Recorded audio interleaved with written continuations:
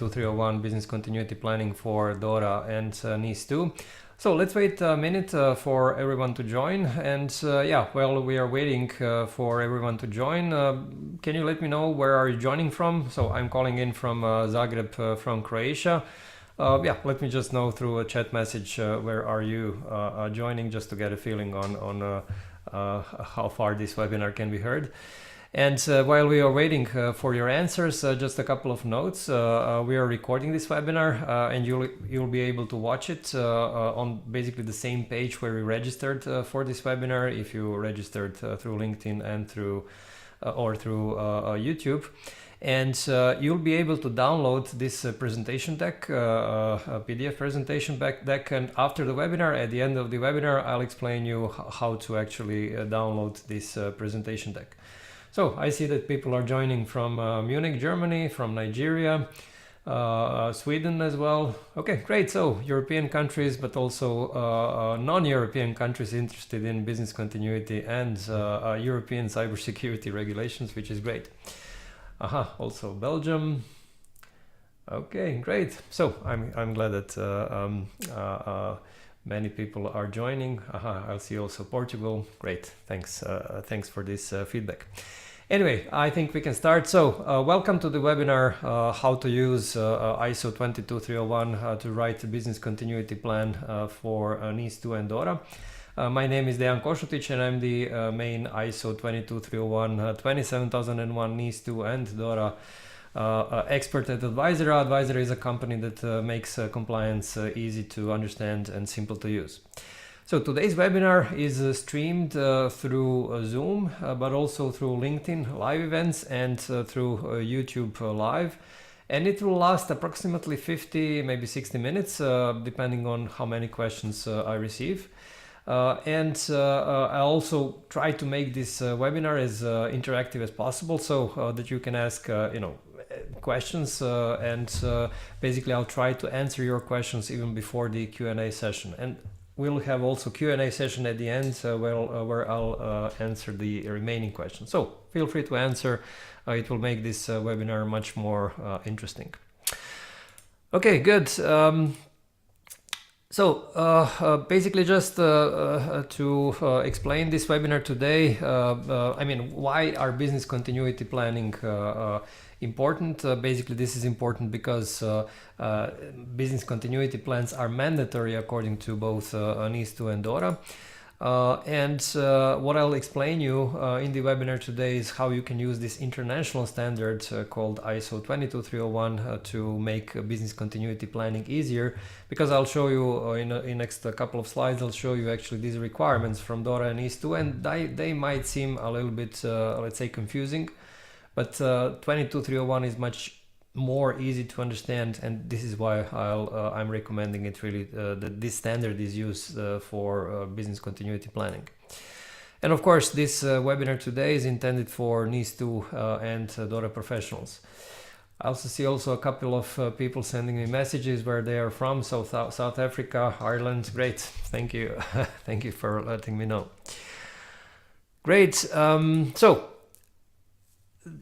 Basically, one of my main points today is that this ISO 22301 as an international standard, provides, I would say, an easy to understand framework when it comes to not only business continuity planning, but overall business continuity in general, that you can use for various frameworks. You can use it for, of course, for DORA, for NIS2, but also any other regulatory framework which does require a certain type of business continuity or resilience.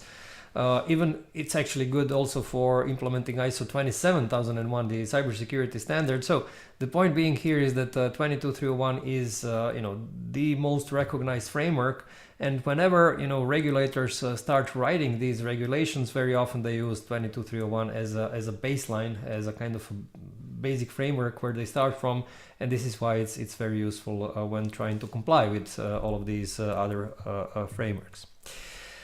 All right, now let's move on with the agenda for today.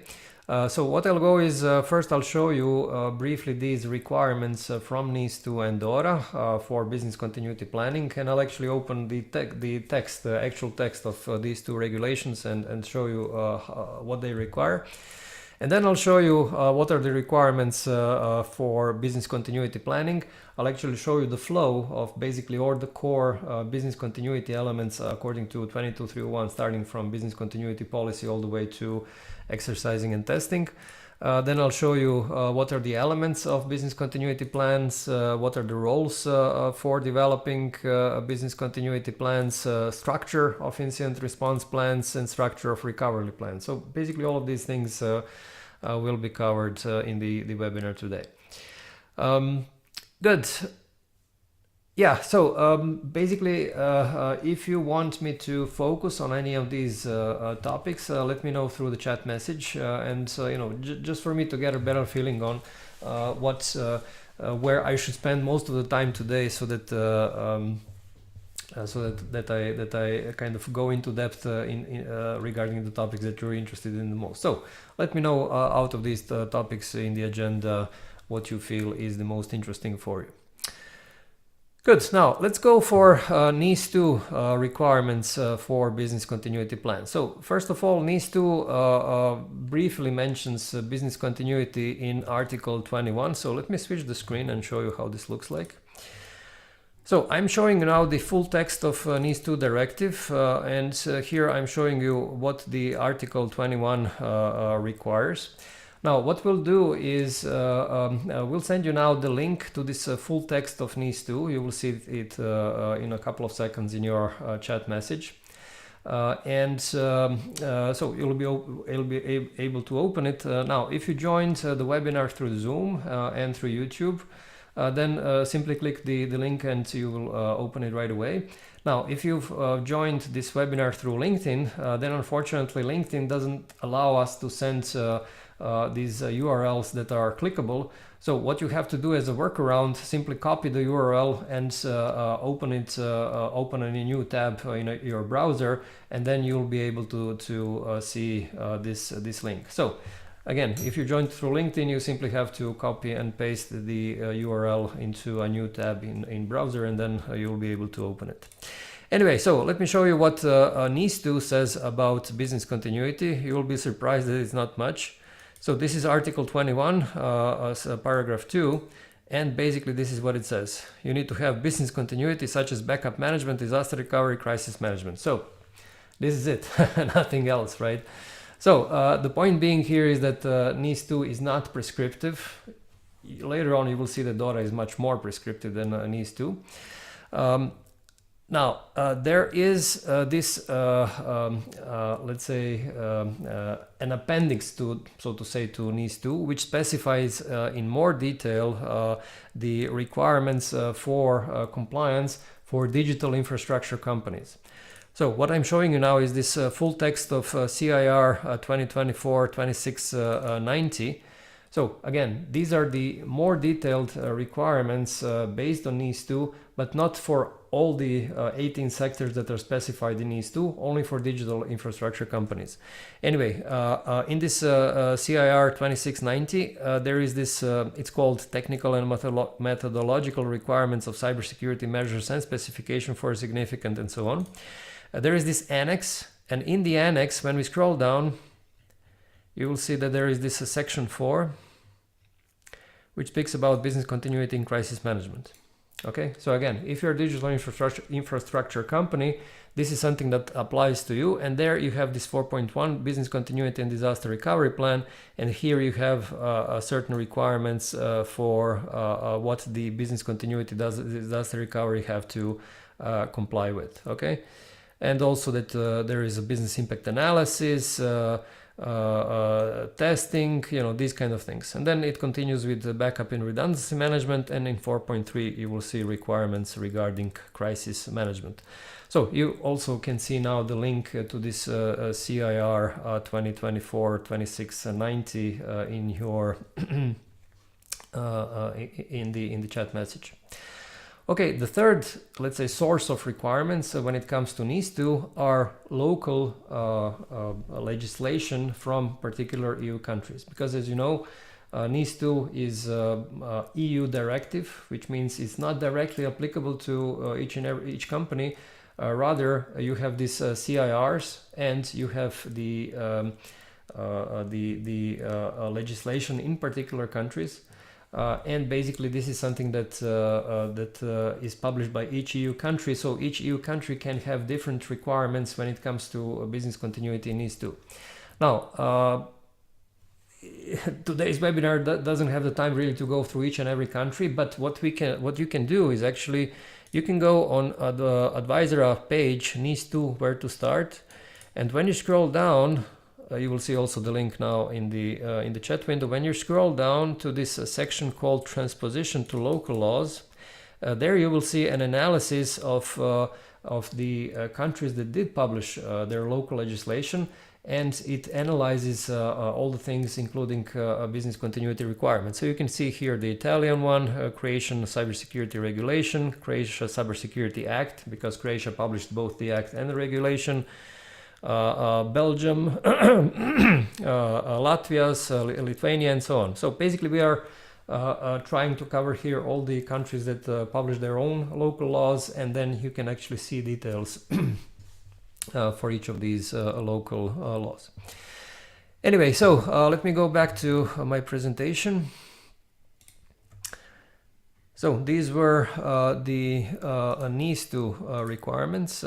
Now let's go to DORA requirements. So DORA, as you know, is much more prescriptive. So NIS2 focuses on critical infrastructure companies, whereas DORA focuses on financial entities, and DORA, let's say, goes into much more detail. So let's see, for DORA, Article 11, paragraph 4. So again, there is this full text of DORA regulation. You will see the link now in your chat window. And when we go for this Article 11, let's see, yeah, here is the paragraph 4. Again, doesn't say really much. Financial entities shall put in place and maintain periodically test ICT business continuity plans and so on. So nothing much here. However, there is this CDR. This is the Commission Delegated Regulation. Basically, this is the regulatory technical standard which is published by Commission, EU Commission, and this one is called CDR 2024-1774, and basically this one is about regulatory technical standards for specifying ICT risk management tools, methods, and so on and so forth. Anyway, this one is very, very detailed. It's mandatory basically for all the financial entities, and it specifies details not only about business continuity, specifies about many other things. Now let's focus now on business continuity only. There are 4 articles which are basically interesting here. So Article 24, components of business continuity policy. Now it's not directly about planning, but you will see that policy also here has to cover certain elements of the planning. So I'll go very briefly here. So for example, the alignment between business continuity plans and the overall business continuity plans. So basically this is, let's say, something that is here. Development of ICT business continuity plans for severe business disruptions and so on. So if you want really to understand what DORA requires, then you have to go through this CDR 1774 Article 24. Then when we go further to Article 25, it's all about testing. So today's webinar is not really about testing of business continuity plans. I'll have to make another separate webinar for testing, but here, Article 25 focuses on testing. So let me go further. Article 26. Article 26 is more about ICT response and recovery plans also including disaster recovery plans. So here you see several things that these kind of plans need to cover. Here you also see the scenarios. Okay, so basically what this CDR specifies is what kind of scenarios you have to develop in order to build your plans upon them and also test later on the plans based on these scenarios. So you'll see that there are many scenarios here, surprisingly for this kind of regulation. Okay, now beyond these three articles, there is also this article 39, components of ICT business continuity plan. Now this part is only for simplified risk management, so for small financial entities. So here you will have a more, let's say, coherent requirements for what business continuity plans need to cover, right? So you have basically all these requirements here. Anyway, here in the chat window you have the link to this full text, so you can actually read it in more details on your own. Now, the point being here that what I wanted to show you is that even though initially NIS2 and DORA are not very detailed when it comes to business continuity, these, I would say, appendices, so to say, to NIS2 and DORA are much more detailed. But their problem is they don't give you a structure. They don't give you a clear idea on where to start, what to do, why all these elements, how do they fit together. And this is where ISO 22301 comes into play. And let me move on to the next slide just to show you how this logic of business continuity works in 22301. By the way, I didn't tell you, we'll send you now also links to these two articles. So the articles are about what are the mandatory documents that you need to use for NIS2 and for DORA. So you'll see these two links also in the chat window. And amongst other things, you will see business continuity plans, but these articles are good because you see, all the other documents that you need to use for compliance. Right, now, yeah, let's move on to this slide about what is this whole business continuity process, what is the logic of basically these, of the business continuity according to 22301. And the reason I'm showing you this, because you will see that you actually cannot write proper business continuity plans without doing a couple of steps before, right? And you also cannot have good plans unless you do some step or at least one step afterward. So let me briefly take you through this. So first of all, according to 22301, you have to make this business continuity policy, which by the way you also have to create because of DORA. And the idea here is that you actually have to define some major rules for your business continuity in this business continuity policy. So basically, which documents you're going to use, who is in charge of what are general objectives, and so on and so forth. Especially if you follow DORA, there are specific requirements for this top level policy. And we'll share also now the link to this article on our website, which speaks about the purpose of business continuity policy, so you can find more details there. Okay, I see a question from Eric. Any template to suggest for BIA? The one I got is quite complicated. Yeah, I'll show you towards the end of the presentation a couple of templates, including I can also show you the business continuity, the business impact analysis template. So stick a little while in the presentation, and in the webinar I'll show you how this looks like. Okay, Helen is asking, will a more detailed procedure be okay instead of a BCP policy? Well, DORA specifically requires a BCP policy with very specific elements in it. So if you go for DORA compliance, then you will need to have this policy. If you go for NIS2 compliance, then it does not require to have a BCP policy, so you can basically avoid this document if you don't really like it. However, from the business continuity point of view, I think business continuity policy is quite useful. Anyway, the next phase in business continuity planning is this analysis part. This analysis part consists of two things. First one is business impact analysis, where you basically calculate the RTO, meaning recovery time objective, RPO, recovery point objective, and you also list all of your key assets. So this is basically the outcome of your business impact analysis, and also on risk assessment you basically assess all the related risks related to availability of your, let's say, resources of your assets. So these two things together are necessary for you actually to continue further, and we also share now the link for this article, the purpose of business, how to implement business impact analysis according to ISO 22301. You will see also lots of examples there, you know how to use the questionnaires, how to determine this, not only the RTO, but also this other things that you need to do for as part of business impact analysis. Okay, so once you actually have the results of risk assessment and business impact analysis, then you can start defining the strategy. Strategy basically is about how do you enable, how do you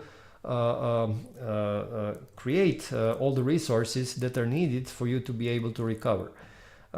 For example, if you need to, let's say, continue working at a secondary location, if there is a disruption on a major so on your primary location, if you cannot use it anymore for whatever purposes you're using, then you will have to use a secondary location. If you didn't prepare this secondary location up front, then of course you won't be able to create it somehow within a very short time once a disruption, once an incident happens.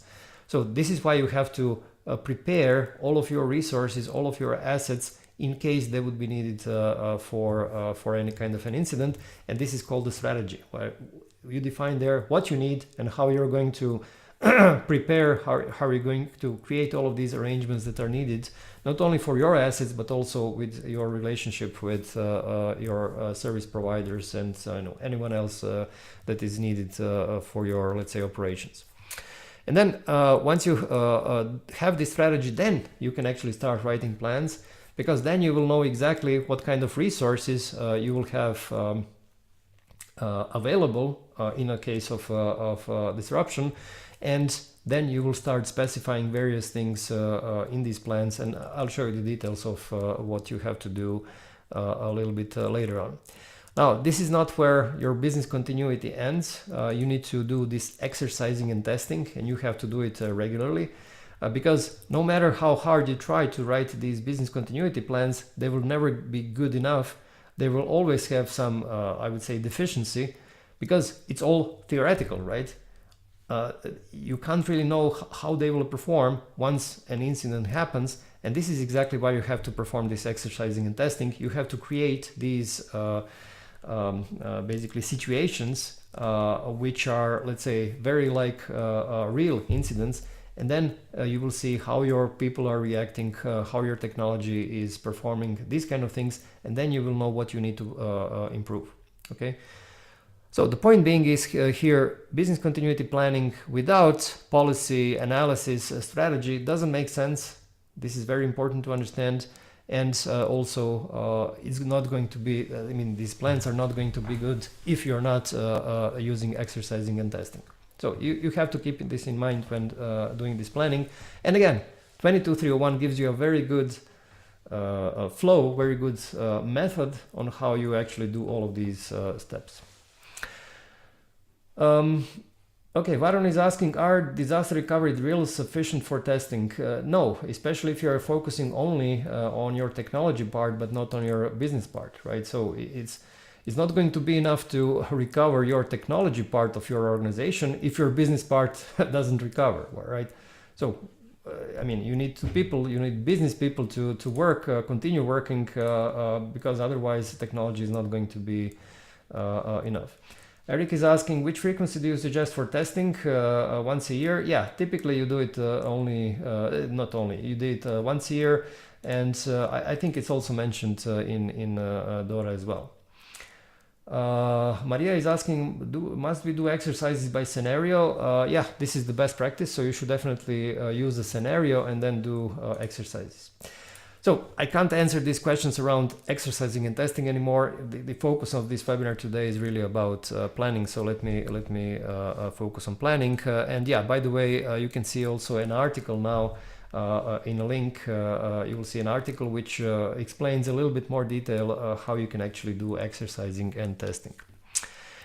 Right, now let's move on to the next slide, and this is about business continuity plan. Now, usually people speak about business continuity plan in singular, right, as a one document. But in reality, business continuity plan usually consists of several documents. And I'll show you, so there is no kind of definite answer on which documents you need to use, or should you merge all of these things into one. So this is where, you know, basically 22301 is pretty flexible. Even NIS2 and DORA basically are not very precise on, you know, how many plans you need to have and how do you organize them. But I would say the best practice is the following, that you have under business continuity plan, which is usually a top level document, then you have separate documents for incident response. So basically there in incident response, you describe how do you react to large incidents, right? So if you have, I don't know, a devastating cyber attack, or if you have a large earthquake, or if you have a fire in your building, so you have to evacuate, you know, these kind of things. So you actually describe what you actually, exactly what you need to do to actually react to these kind of situations or incidents. And then the next one is disaster recovery plan. So basically this plan focuses on how you recover your IT infrastructure. So how do you recover your IT systems, how you recover your communication systems, how you recover basically your cloud systems, and so on and so forth. So it's not really about recovering cloud systems, but how do you recover your access to these cloud systems. So the point being here is that one of the types of the plans that you need to have is are plans that are focusing on your technology and how you can actually re-enabling this technology so that it works, so that everyone else can continue working. And you also have these recovery plans, which are not technology based. These recovery plans are typically used for recovering your business side of the organization. So let's say that I don't know, you're in a bank, and so of course you will have disaster recovery plans for recovering your infrastructure, and then you also have recovery plans for, let's say, your I don't know, loan department, okay, or your I don't know, payment department, or you know, investment department, whatever you have in the bank. So then you actually define in these separate recovery plans how these non-technical departments in a company need to recover, what are the steps, and so on. Now you'll notice that there is this arrow here, incident, and basically it indicates which in a timeline which parts of these plans or which plans are used when. So typically you will first use the incident response plan, right? Because this is something that you use immediately after an incident. Then you will start using disaster recovery plans because first you have to recover your infrastructure, and then at the end you will use these recovery plans which will enable the recovery of the rest of your company. And again, business continuity plan is basically a top level plan, and then you have these, let's say, separate plans which are kind of appendices, if you could call them this, to the business continuity plan. Of course, if you're a very small organization, you can have one document which you know, has all of these things together. Okay, a couple of questions coming in. Herman is asking, what does the systems contingency plan fit into the BCP? I assume that you mean this disaster recovery plan. So systems contingency plan, usually this kind of terminology is not used, but I assume that you're referring to disaster recovery plans. Okay, Andre is asking, there are different documents people use synonymously, but there are not really. How do policy, plan, process, description, playbook, instructions relate to each other?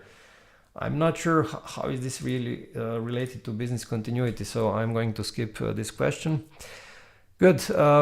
We'll also share now with you this a link to this article. It's called Business Continuity Plan, How to Structure It According to ISO 22301. So you can find more details there. Right, now let's, in the next couple of slides, 4 or 5 slides, I'll go into a little bit more detail on really what is it that ISO 22301 requires when it comes to business continuity planning. So it might be a little bit boring, unfortunately, so I'll go through these requirements. I'll try to give you a couple of examples for each of these points, for each of these bullets, but if you actually wait until I come to this last slide, I'll also show you 1 or 2 examples of real documents, you know, how this business continuity plan, crisis management plan usually looks like in reality. Okay, so 22301 basically requires that, you know, plans collectively need to have these roles and responsibilities, right? So basically who does exactly what when you have an incident, because you can't be general, you know, in this kind of documents. You have to say specifically, okay, head of IT needs to do exactly this and this. IT administrator needs to do exactly this and this. CEO needs to do it. You know, without being specific, it's going to be very, very hard to recover. What is the process for activating the response? So who is actually authorized to start the business continuity plan? Sometimes you are not going to be sure if you know you need to start the business continuity plan or not. Sometimes it's not going to be obvious. For example, you might have a fire in your building, but the fire only caught, let's say, 1 room. It didn't catch the whole building. So do you activate the plan or not? So someone needs to decide this, you know. Then this is the point here. Details to manage immediate consequences. So again, who needs to you know, put out the fire? How actually this needs to be done? How do you evacuate the building, people from the building? You know, all these details need to be specified. Details on how and whom to communicate, including media response. This is very important thing. So you have to define a list of interested parties to which you need to communicate, not only to media. You have to communicate to, I don't know, shareholders, to all of your partners, to all of your customers, right? To authorities, and you need to know exactly who will communicate, because what you don't want is really, you know, someone who is panicking and then starts calling you know, customers, and then you have even bigger chaos than it should be. How to continue recovery activities within the RTOs. So RTOs are crucial here. So this webinar today is not really about business impact analysis, but recovery time objectives is basically your timing within, let's say, hours or days within which you have to recover. And then you have to, you know, define exactly what are the steps so that you can recover within this time frame.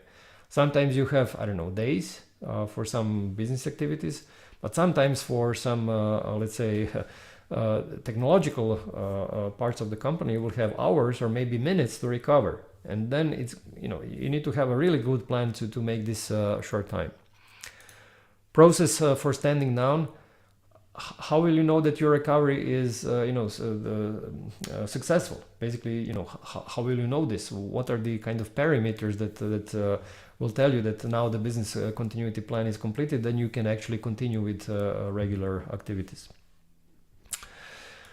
Okay. Additionally, each plan must define purpose and scope, objectives. Again, typically these objectives are in terms of RTO, RPO.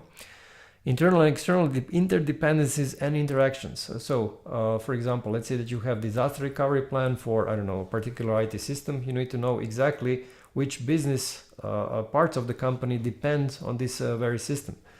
Because you need to know this, because you know, you need to know who is waiting for you to recover this particular IT system.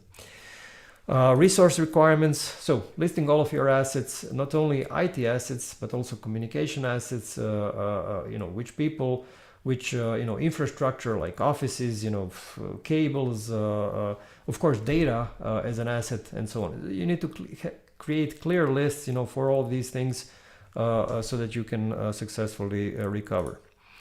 Information flow documentation processes, so basically, you know, which information is sent to whom, how you need to document all of these things, these kind of things. Okay, further, now a couple of requirements for incident response. First of all, you need to define impact thresholds for plan initiation. Typically, these thresholds are the timing of a disruption, right? So you basically measure how long do you expect to be disrupted, and then you basically decide whether you initiate these incident responses. Assess nature and extent and impact of an incident, right? You need to know what an incident is about. Define how to activate appropriate response. Let's say that you have, I don't know, a cyber attack. There are, dozens and dozens of ways that you can actually react to such an incident. So you need to have a clear guidelines that basically help you make these decisions in a time of a hurry. Defining processes for handling the response. Of course, you need to know what exactly you need to do. Have, of course, available resources, communication with interested parties. This is what I already mentioned. Main elements of recovery plans. So any type of recovery plan, disaster recovery and business recovery plans, so they need to contain a recovery time objective, responsibilities and authorizations. What are the key tasks that need to be performed, minimum acceptable capacity.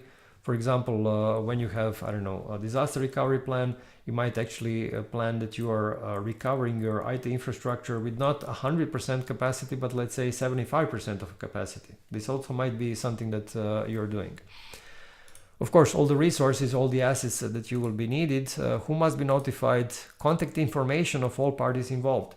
Because if you don't know, let's say, the phone numbers of the people, how will you contact them if the emails are down, right? Or sometimes you will even need to have their physical addresses, because if people simply go home and you don't know and you don't have the phones up, then you will need to send a courier to all these people. So, but if you don't have the physical addresses, how would you know? So basically, you need to have all this contact information.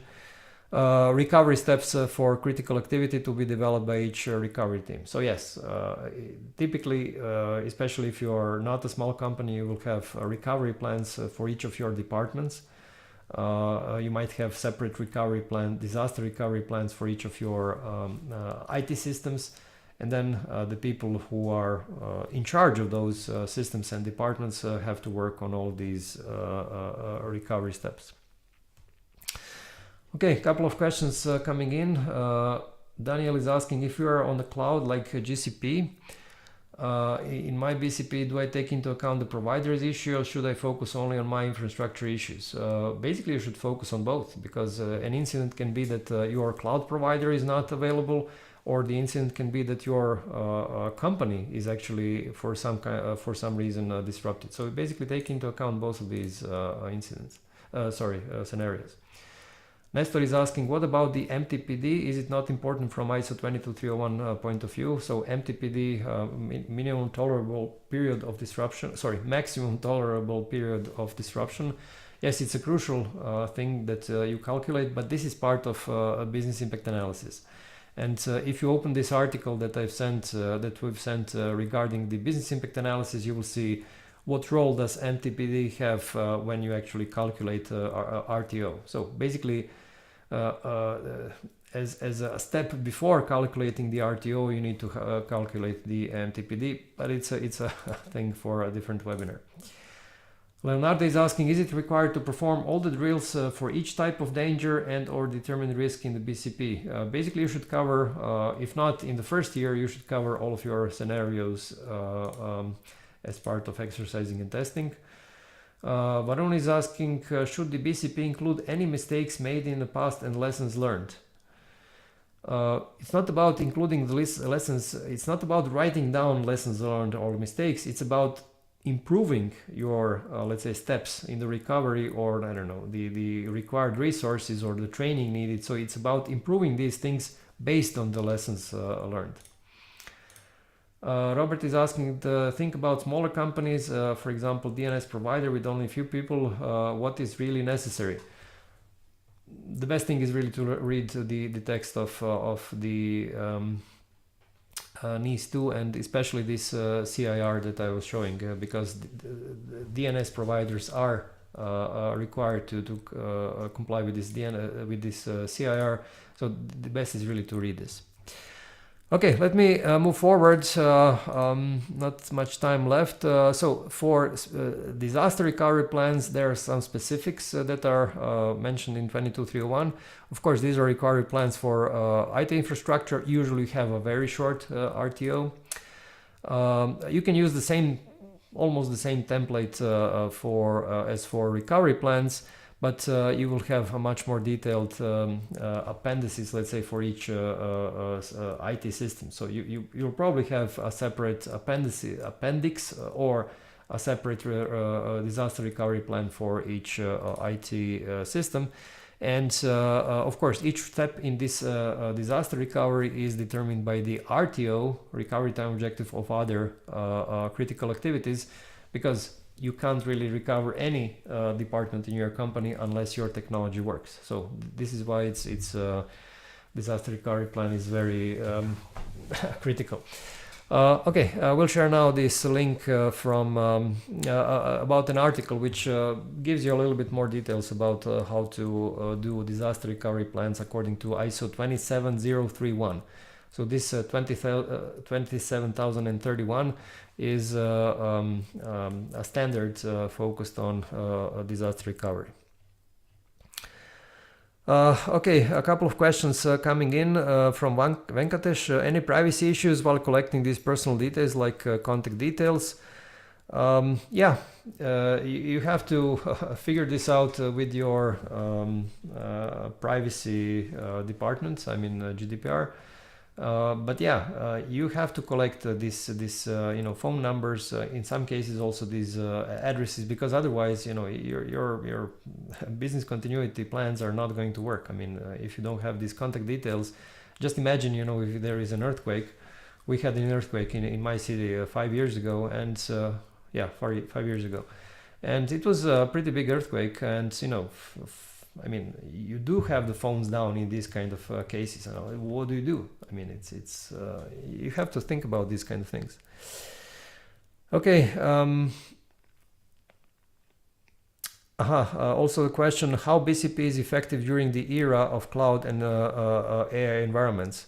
Well, BCP is crucial again, because when you have a cloud provider, you also have to think again, what kind of how you'll respond if this cloud provider is down, because this is also a disruptive incident for you. And the second thing is, if you don't have the internet connectivity, how do you connect to your cloud systems, right? It's easy to think about cloud, when you have your, cell phone, I mean, smartphones, you have, I don't know, your internet connection stable, but what if this doesn't, what you don't have it? Right? Then you have to start thinking about satellite internet, and these kind of things. So it's not as easy, to think about, I mean, to cover all the scenarios just like that. Okay, good. Let me move forward.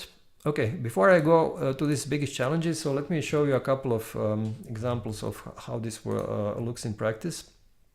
So what I'm showing you now is this DORA documentation toolkit. It's basically our set of documents that we developed for compliance with DORA. We have a very similar thing for NIS2.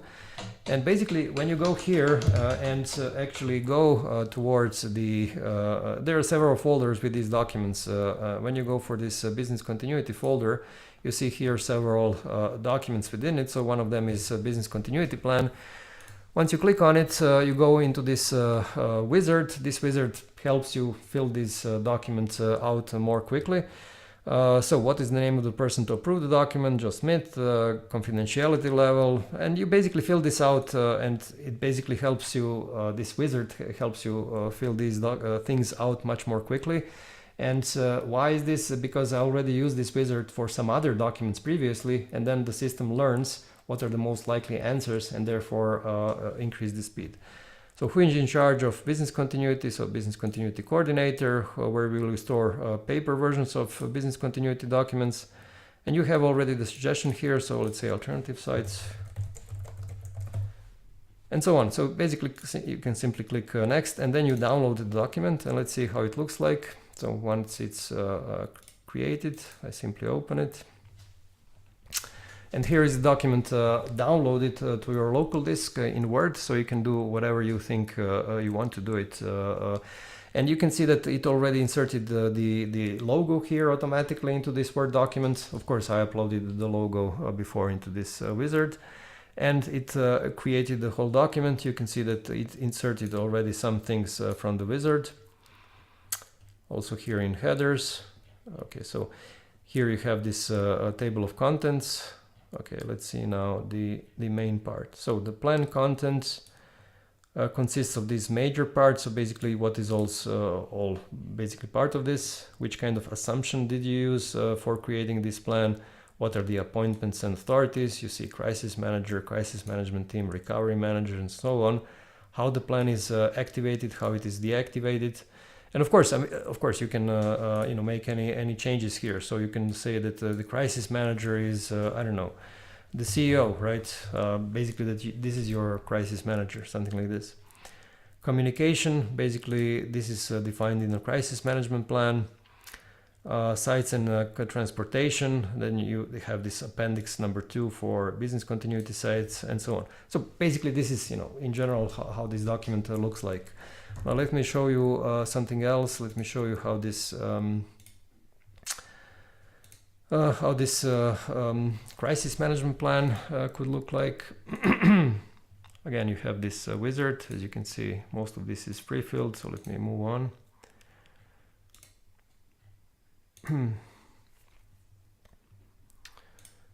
Okay, so open the document. And here you go. So crisis management team, and then you define who is, who are the members of this crisis management team. And yeah, here you actually in the comments, you have these suggestions on who this might be. So here you have in this comment, you have actually who this might be. Okay, all members of the senior management, person for public relations, person from the HR department. So these comments actually help you fill out this document. Crisis management support team.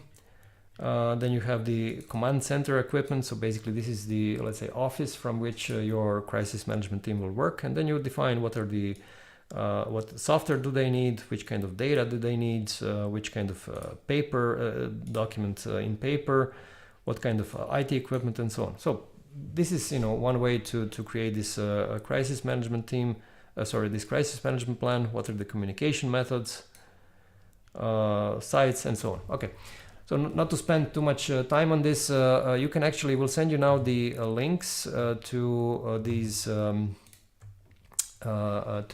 both DORA documentation toolkit and NIS2 documentation toolkit. What you can actually do is open a free trial, and then you can log into this wizard and play around. You can actually, the wizard will allow you to create any of these documents, and basically it's you will be able to download the demo version of any of these documents. So you will see how this works. Of course, you can also do and use this. You can download the business continuity plan or disaster recovery plan, any of these documents here. Good. Now let me move on to the next slide, and this is about the biggest challenges. So I received a lot of your inputs via email on what you see as biggest challenges, and I've tried to kind of list the top 5 challenges here. So let me read them and give you just a kind of a brief suggestion on how you can actually approach these challenges. So performing a test of the various parts of the BCP. So again, you need to have this first of all a list of all the scenarios that you expect could happen.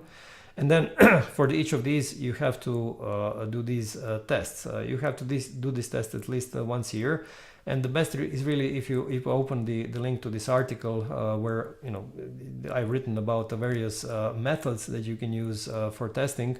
And this is basically the way to perform this exercising and testing. Okay, the next one is management of service providers and orchestration of recovery efforts during the disaster. So there are 2 parts of the answer here. First one is that or actually 3 parts. First of all, you have to determine exactly what kind of resources you need from service providers during your developing of the strategy, business continuity strategy. Then once you start writing the business continuity plans, you have to write them together with these third-party providers, so that you're on the same page, so to say, that they know exactly what is expected from them, and that you know what is realistic from their end. And then third is to include them in your exercising and testing, because if you do not, you will never know if they can react, I would say, in a way that is expected. So it's not easy, but if you do this, I would say, methodologically, then you will increase the chances of doing this right. Okay, developing recovery strategies for critical processes. Again, you need to do this business continuity strategy, but you cannot do this if you do not perform risk assessments. So if you don't know what are the biggest risks, and you also cannot do this if you don't have, the recovery time objective, recovery point objective, a list of key assets. All of these things you will get from business impact analysis. So you can't really go to developing strategies without risk assessment and BIA. Okay, how to produce a sound BIA linking to the risk assessment to justify the ICT continuity requirements. So what you have to do is, first of all, have a business impact analysis methodology. By the way, if you log into either DORA or NIS2 toolkit, you will see also business impact analysis methodology template.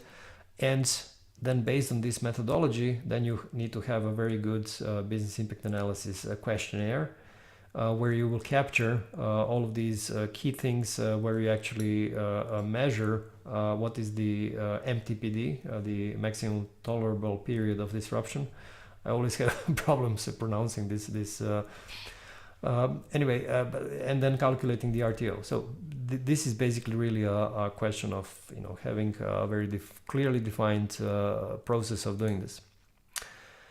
Okay, the management has no idea of business continuity, and they give you a reply that makes no sense. Well, of course, I mean, how would they know what MTPD or RTO is, right? I mean, they will probably give you an answer about I don't know, profit margins, these kind of things, or I don't know, EBITDA, right? The earnings before interest, taxes and depreciation. You probably do not know what EBITDA is, but they don't know what RTO is. So it's really about communication. Okay, so you need to, if you are a consultant or if you're a business continuity or cybersecurity professional, it's your duty actually to educate them. Okay. And to make sure that they understand, what is behind of these strange words that are hard to pronounce. But usually people in the top places are intelligent. But again, if you explain them what this is, they will find it much easier to appreciate actually and understand what they need to answer. And of course, you can't ask simply a question to your manager, how quickly you need to recover your business activity. First, you need to do the analysis, in this case, business impact analysis. So, education, and I would say a clear process on how to get to this data. By the way, we have another product. It's called Company Training Academy, and basically this product is used for teaching a larger number of employees the details about NIS2 and DORA and all these cybersecurity regulations. And we'll send you now this link to this Company Training Academy. You'll see the link. You can also open a free trial account and test how this works. Basically, the idea is that you teach them through short videos, and you send them these videos periodically so that they can learn in a quicker way. Okay, good. Now let's move on to some conclusions and then Q&A. So I would say, even though ISO 22301 is not required by NIS2 or DORA, you can, see many similarities in those regulations with this standard. And this is because most of these regulations are based on ISO 22301, at least when it comes to business continuity. So you can use the methodology of ISO 22301 really to comply with NIS2 and DORA. And of course, you can use Advisor as NIS2 and DORA documentation toolkits to speed up this process. And we will also send you now the meeting link with our toolkit expert, and he can actually show you how these documents look like. So you can sign up for a free trial, or so that you see them yourself, or you can schedule a call with our colleague and he will show you these documents. So whatever you prefer to see how this works. Okay, yeah, let me now go for this Q&A session. So feel free to send me your questions through the chat window. And while I'm waiting for your questions, just a couple of announcements. So first of all, feel free to reach out directly to me, to my email address. We'll send you now my email address through chat.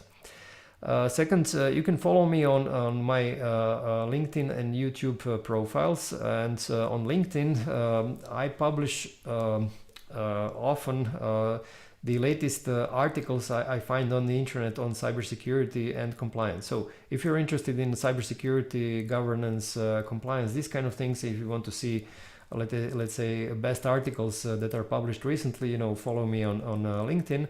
And on YouTube, I publish lots of videos around NIS2, DORA, ISO 27001. So if you want to learn, let's say, through this video format, you can follow me on YouTube, and you can see all of these links also in the chat window. Now, I recently started with the podcast. It's called Secure and Simple Podcast. It's also on my YouTube profile. And one of the interviews I did a couple of weeks ago was with 𝗂𝗵𝗶𝘀𝗁. And actually he discusses how you can use 27001, the cybersecurity standard for NIS2 compliance. So it might be interesting if you're interested in NIS2. So take a look at this podcast as well. You have the link in the chat window. Okay, and the final announcement is about my next webinar. Will be next Wednesday. I have these webinars every Wednesday. Anyway, it will be about how to implement ISO 27001 and ISO 22301 together. So how to basically merge cybersecurity and business continuity. I'll explain, main differences and similarities between these two standards. So if you want to sign up, we've sent you now the links where you can see all the upcoming webinars.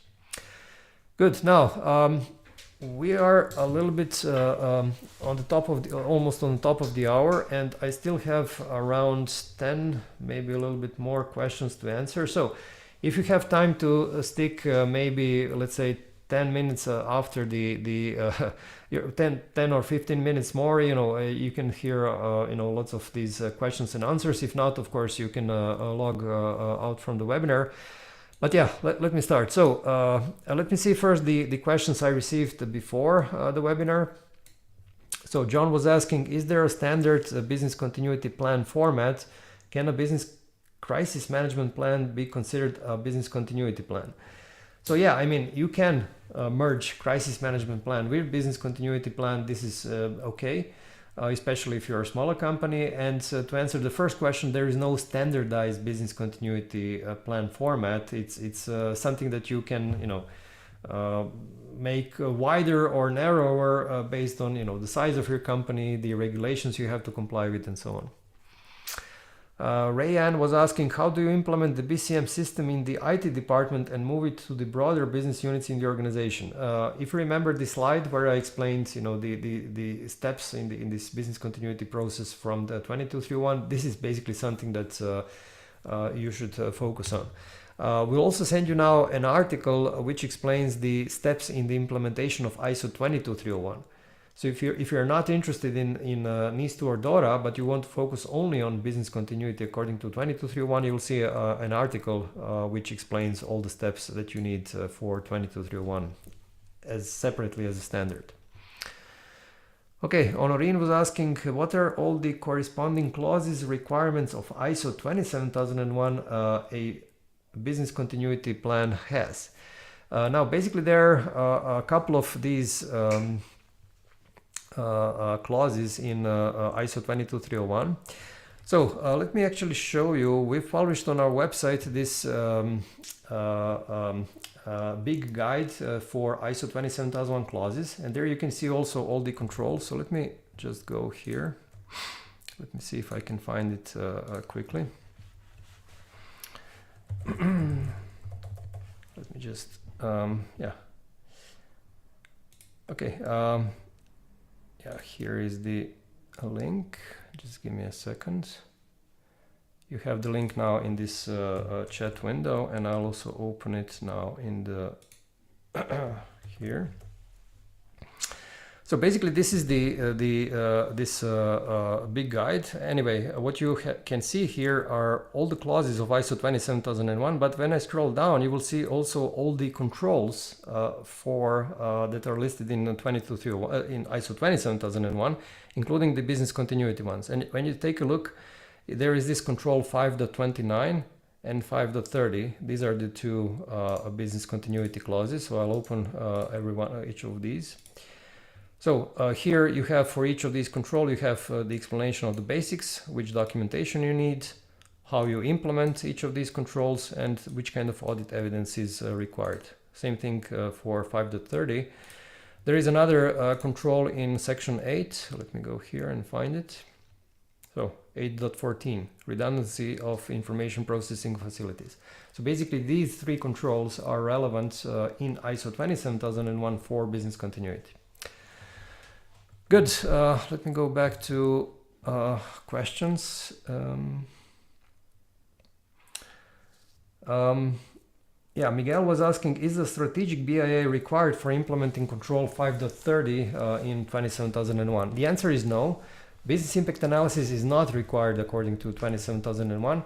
Of course, you can do it if you see the benefit in it, but 27001 is not as detailed as I would say as 22301 when it comes to business continuity. So if you go only for 27001, you will have, I would say, a light version of business continuity. If you go for 22301, you will have a very detailed version of your business continuity management system. Okay, Tan was asking, is this BCP implementation required? Any audit to be conducted? So any of these regulations or standards require you to perform internal audit. I mean, if you want to comply with any of these, 27001, 22301, DORA, NIS2, you will have to perform internal audit. And yeah, so basically this is, I'm not sure if this answers the question. Helen was asking, if the BCP differs from the NIS2 requirements for a crisis management plan, will there be a need for a separate document, or can these be combined? You can combine these, so it's not like NIS2 is so specific that it requires separate documents. So if you're a smaller company, you would typically combine these two things. 𝗂𝗵𝗀𝗶 was asking, I saw in one of your documents that states that ISO 27001 does not address BCP crisis management requirements. However, I went through a document called Minimum Security Measures for Operators of Essential Services from 2023 and has a section under resilience that provides number of controls. Okay, so I can't say what some other publishers are publishing, but what I did say in one of my articles is that 27001 does address business continuity, but it does not address crisis management. Okay, so when you read carefully the text of 27001, there are these three controls for business continuity, but crisis management is not covered. So it's crisis management that is missing. I mean, not missing, it's simply not in 27001. Of course, in 22301, crisis management is very present.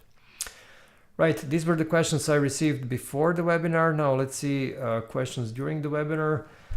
Georgina is asking, if the responsible people are not informed on time in case of a disaster, is there any consequences legally? Is there a strict timeline, or everything has to be done without delay? Well, the first consequence is that your company might, go bankrupt, right? So let's not think about legal consequences. Let's think about practical consequences. If you don't inform your CEO or whoever you have to inform very quickly, it's going to be a very, very big problem. So I wouldn't really think about legal issues here. I would think about survival of your company. If you have such large incidents, you have to inform all the relevant people immediately. Okay, this is the point. Okay, Leonardo is asking, is it required to include this in the supply chain for suppliers' requirements for them to present a BCP? Okay, so 22301 is not as specific there, but DORA is very specific there, especially if these suppliers are supporting critical processes within financial entities. So if a supplier is, let's say, I don't know, a cloud provider for some of your critical processes in your financial entity, then you will need to have a very strict, first of all, process on how you select this supplier, but also very strict contractual obligations towards the suppliers. And one of these things is around how do they ensure business continuity.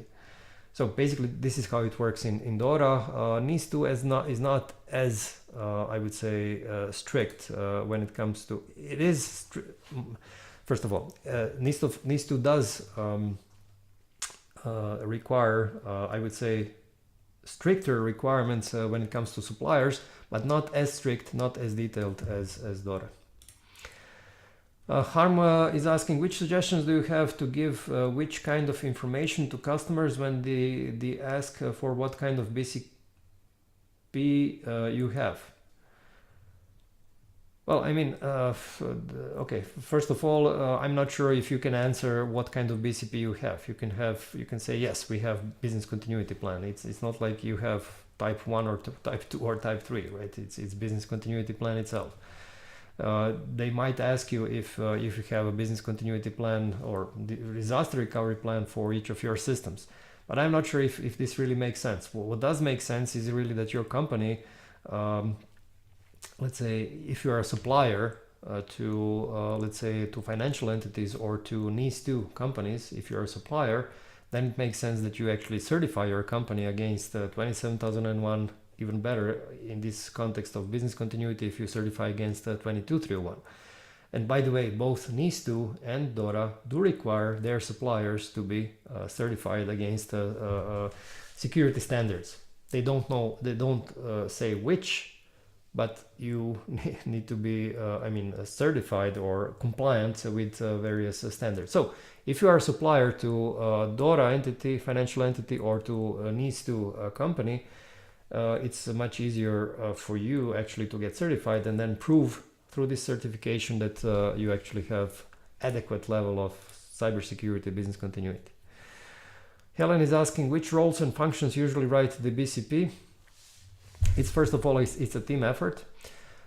Typically the effort is coordinated by business continuity professional or I don't know, manager if you have in the company. If you don't have a business continuity professional, typically this is coordinated by CISO, Chief Information Security Officer. So this person needs to coordinate all of these things. Again, you're not starting with business continuity plan, you're starting with business continuity policy, with business impact analysis, risk assessment, strategy, and then you come to business continuity plan.